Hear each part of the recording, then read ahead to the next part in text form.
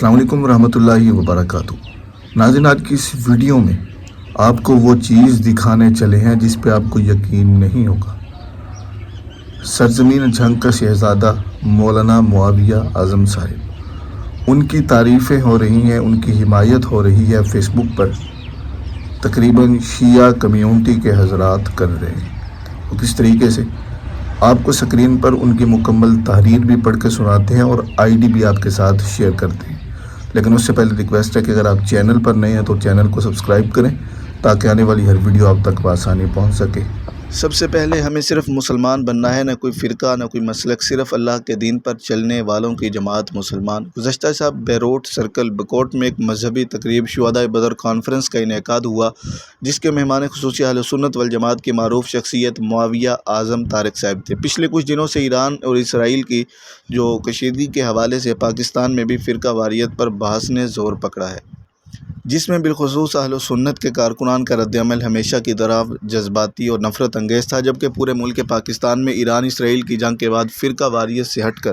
اتحاد اور اتفاق کے فروغ پر تبادلہ خیال ہوتا رہا۔ پاکستان کی اکثریت نے بشمول بڑے بڑے علماء کرام حضرات نے بھی ایران کی حمایت کا اعلان کیا۔ فرقہ پرستی کو ایسے موقعوں پر نظر انداز رکھتے ہوئے یہود و ہنود کے سامنے ایک امت کی طرح کھڑے ہوئے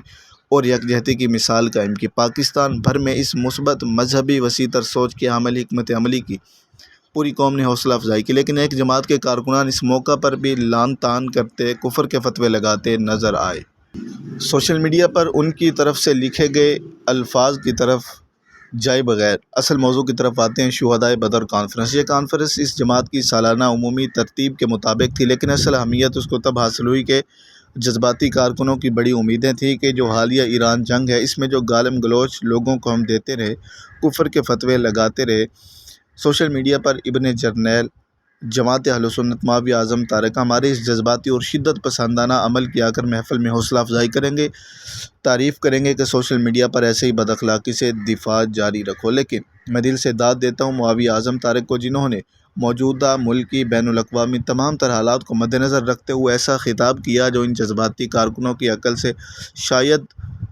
صرف اتنا ہی گیا ہے کہ تمہیں کارکنوں کو جماعت کے ساتھ جڑے لوگوں کی تعلیم و تربیت کی اشد ضرورت ہے۔ اس لیے تعلیم کی اہمیت کو صحابہ کرام کے دور کے واقعات سے مثال دیتے ہوئے سمجھایا، نہ ایران مرد آباد کا، نہ ایران کی حمایت کرنے والوں کو گالیاں دی،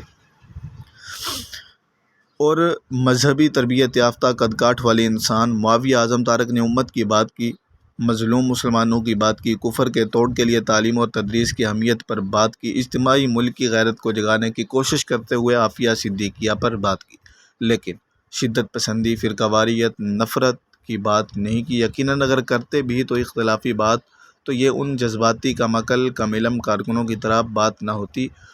ہمدردی کے انداز میں دلیل سے بات ہوتی، جس کا مقصد امت کی روز محشر نجات اور دنیاوی رہنمائی ہوتا۔ آخر میں مثبت سوچ اور اکٹھی امید جو ہے اس پہ انہوں نے معاویہ اعظم طارق کو مبارکباد بھی پیش کی۔ اور آپ کیا کہتے ہیں کہ یہ جو تحریر ہے جس میں باقی اہل سنت علماء کرام کے بارے میں اور کچھ ہے اور معاویہ اعظم طارق کو خراج تحسین پیش کیا گیا، اس حوالے سے آپ کیا کہیں گے؟ کومنٹ میں قیمتی رائے کا اظہار ضرور کیجیے۔